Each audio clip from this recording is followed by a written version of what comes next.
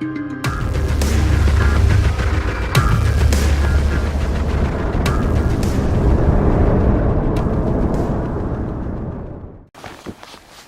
I thought we'd go out for a quick butcher's around Stanhope today, so I thought rather than going down a mine we'd have a bit of a change and have a look down this railway tunnel. It's the one that goes underneath Crawley Side Bank.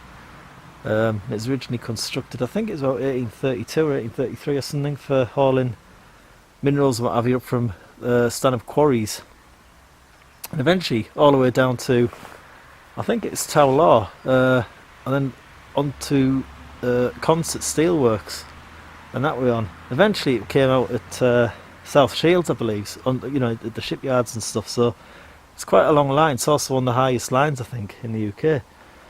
I'll give you a look at round where we are. So you can see we stood somewhere near the bottom of the incline, and then it goes through a cutting through this tunnel here, which there's a date on the top of 1833. And I believe, looking at it, because if you look at the width of the tunnel, it does look quite wide, but it's not going to be wide enough to get 2 locomotives through. So I did a bit of research on it before I came, and I found that they did put 2 tracks in here side by side, but they were slightly interlocked, which meant it was only possible to run 1 set of wagons up the line, even though it had 2 lines, because they were too close together.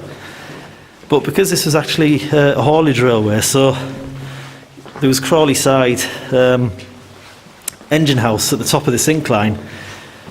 All the trucks were only hauled up by hooking them onto a rope, and then they were dragged along. Then from Crawley Side, they were exchanged onto the, I think it was the weather rail engine, and then they were hauled up another few hundred, well, I think it was about a mile or something, and eventually onto the, is it Parkhead or somewhere is it called? I'll have to have a look. But anyhow, so we're in the tunnel, and it's actually quite well maintained. The stonework is actually quite nice. Obviously there's no sign of soot on the ceiling because it's never seen a coal powered locomotive come up here. You can see that the incline here must be at least, I'd say 1 in 12 or something like that, maybe even a bit steeper. So you wouldn't have got a locomotive up here under its own power. But we'll have a look and see. Now look, there's the odd peg stuck out the wall. Of course there's no sign of the track at all. I think the railway had a few difficulties though in its early years. Well, I think throughout its whole life really. Because when I was reading, they were saying that on its opening day, and they ran this small passenger service as well. I can only imagine how it used to work. I think the people used to sit in the wagons originally, and the whole 40 odd people up here, and then just as I got near the top, one of the shackles broke free and sent all the wagons back down with all the people in, and it killed a bloke and a boy at the bottom. I think it's diverted off to one of the sidings and it crashed into a pile of wagons at the bottom, so it didn't get off to the best of start. But if you look now, we can see they've had to reinforce the roof here. It's actually got a slight double arch look. See how it's got a slight heart shape? If I zoom my torch in, there we go. Right in the middle there, you can see it's almost like 2 arches. All quite interesting stuff. As we're walking here, we can also see how this was constructed, because if you sort of look carefully on the walls, can you see how we've got pillars of bricks, and then looking up, you can actually see there's a railway. Let's turn the camera out and make sure you can see this. You can see there's a sleeper, sorry not a sleeper, a track going across there, look. Can you see, if we just follow it along? So it looks like they've made pillars of the bricks, and some back so you can see the overall thing. So it looks like they made 2 pillars from bricks and a bit of stone, spanned it with the track, and then set to building the arch above. Same on the other side, look. So you can see, if I zoom the torch in, just this piece going along here, that's just a modern, well I say modern, as you'd think of a modern railway line. That's what it looks like. We can go and have a look right underneath there, so you can see the profile of the track. It's actually quite big. I expected it to be a bit more femmer than that, you know, with it being fairly old.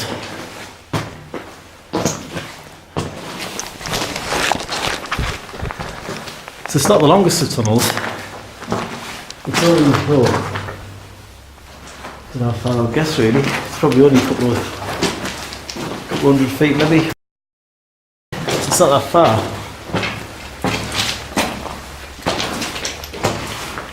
It's still interesting. Always nice to get underground as well, of course. So it does get a bit rougher here. See, there's a few blocks falling out the walls and stuff, look. There's not much water coming through, and it's been quite wet. And what we also notice is, you can see those timbers that were being repaired at some point. In fact, look down here, look. Looks like a bit of a, I don't know what that is. But you can see here, that's a timber that's been cemented in. The remains of a timber there that's fallen out. Let's go back to the front view again.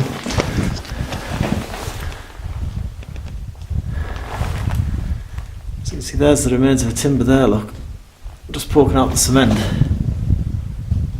And another timber. Presumably it was there to hold that stone up as they were doing this arched or vaulted ceiling here. On the other side, you see bits of timber there, just sticking out the stonework. So yeah, as you look around, there's actually quite a lot of interesting features seen here. Plenty of stone on the floor. Let's see here, is this pick marks? Bring the camera in. Either somebody's been trying to graffiti or something, or perhaps they're the original marks when they were hacking this out. Well, it does make you wonder, why didn't they just like take all the top off rather than go to all this effort of going right through? It's all very interesting. So of course, as we're making our way up the incline here, we can just see at the head, although it's sort of modern buildings, I don't think that's going to come out on the camera, is it? It's a bit bright out there. Weirdly enough, for this time of year, it's actually sunny, because this is January 2019, so she's a bit nippy. So I'll spin the camera around, and then this is the upper portal at the top end of the incline, and it's coming out into a cut, quite deep really as well. It's all very interesting. I also noticed that the stone's unfinished, so unlike the front of the tunnel, it's got the nice fascia to it. This one hasn't. This is just pretty much unfinished really looking. We'll spin round and you can see the incline going up, and the haulage house would have just been at the top there, which was Crawley Side Engine House. And I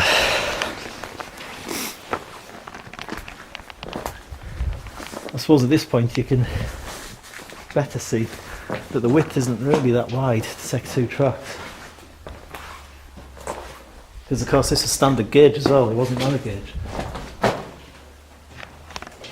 You can see a construction peg there where they've been. I whacked that in there just to support the stone work and stuff. There's probably a few more hidden here and there. Same sort of way as they construct the mines in a way. Or perhaps the mines are constructed in a way they construct tunnels, I'm not sure. But yeah, it's all interesting. I love these places. So this is at the top of the tunnel, going right over the top. And you can see it's not very deep at all. It makes you wonder like why Why didn't they just hack all the top off? But must have been some reason for it. Only goes underneath one fairly shallow section really. But you can see the road just going up there where you can see the white posts, look, and if we stand right in line with the tunnel, so behind me there's the cut in going down, and then this is dead in line, so you can see there's a slight sort of hillock. It's as if they've almost whacked the top off, built the tunnel and then covered it back over again. It's probably the best way to do it, isn't it? So we'll crack on, see what else is up there. And that's what remains of the Crawley side engine house. Not a lot, but I suppose it might give you some idea of what the style might have been like. I think they're a bit smaller at this point, and then they get bigger as it goes up the hill. But it certainly looks like oldish windows in there. And then the incline, I don't know if you can see this on the camera, but it continues up just to the left of it. So this is what's left of the Weatherill engine.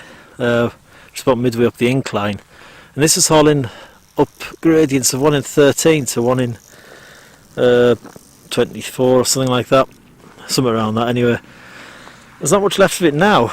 You can see the track base is going up there to the left of where we stood as we're heading up the hill, and I've seen photos from 1960s with this still standing, so it's fairly recently this has all been knocked down, but it was once a very impressive building. For me, I think it's one of the more impressive structures up here. Very heavy buttresses to the sides and what have you.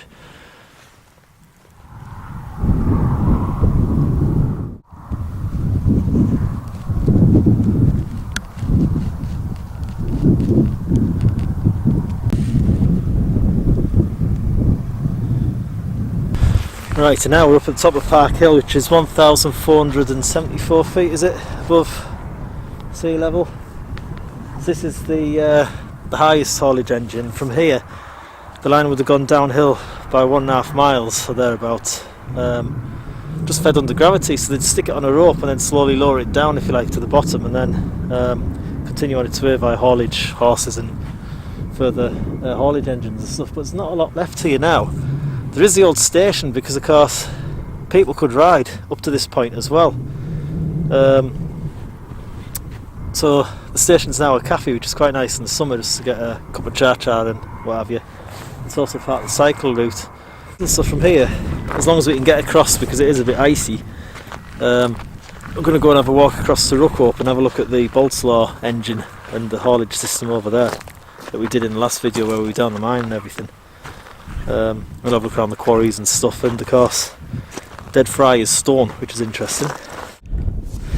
So we've come up to Dead Friars Stone. It's not very impressive, it's got to be said. It's just a little bit poking out of the ground. So we're now at the head of the offshoot of the inclines, if you like, up to Stanhope. So we're making our way towards Rookhope and Boltslaw incline. So if you look over there, that you can see in the distance is towards Consett.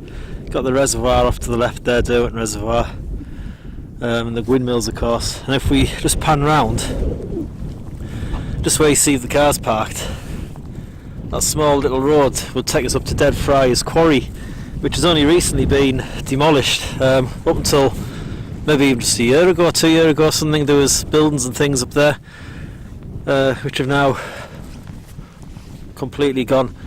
And there was a little siding that went off the original railway, or the incline up from Boltslaw, as it made its way around to Parkhead, that went off to this quarry.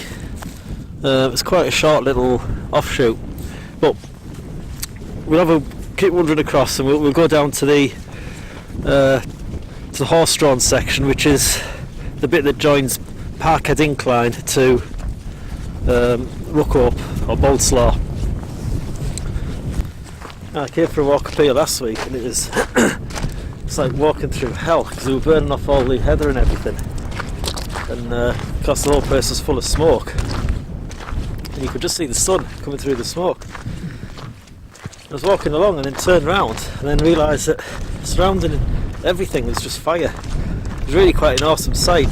I don't know why I didn't take a photograph or do anything on the video with it, I'm not sure why.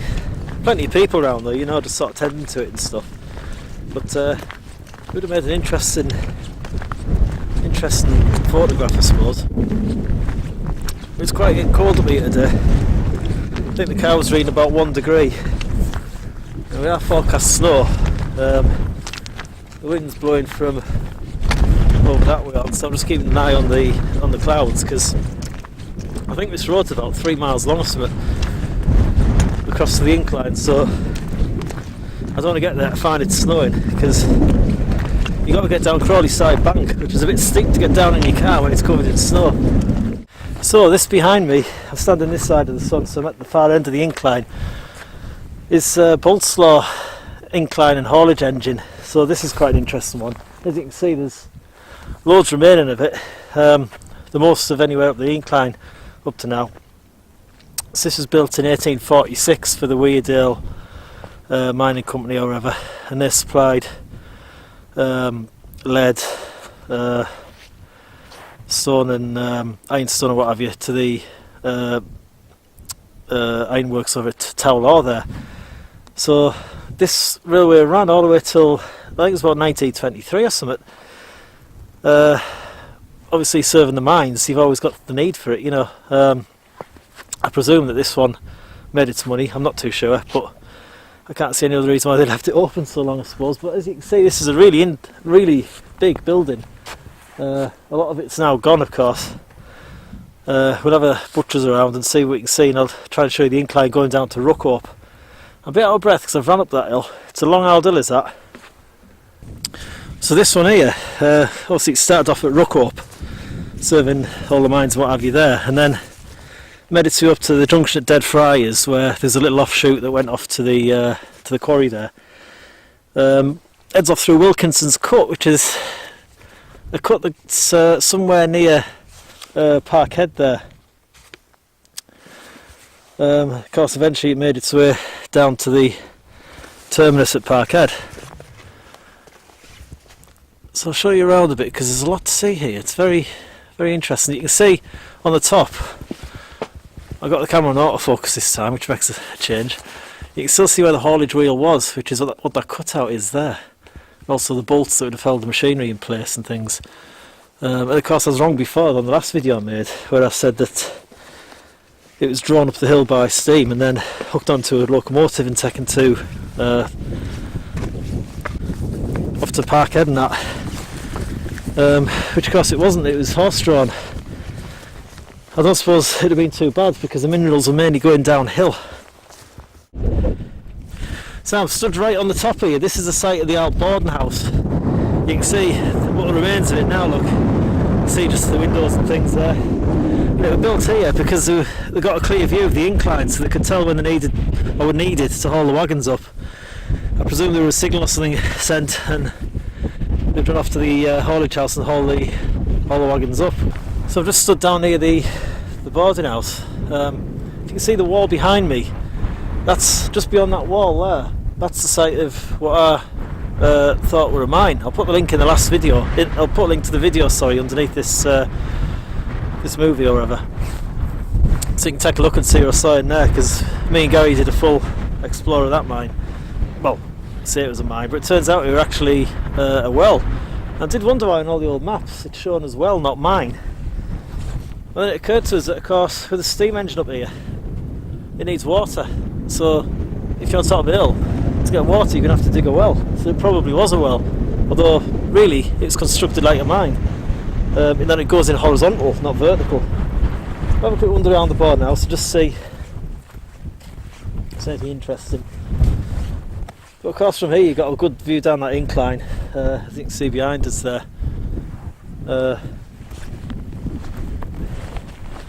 We'll have another wander up, go and have a look at what remains of the haulage house again, and then make the long walk back to the car. Large stone base, various cutouts and things where the machinery would have been. It had a big square chimney, so I presume the square chimney is somewhere around here. There's certainly a lot of ash piles as well, so they're obviously doing a lot of burning.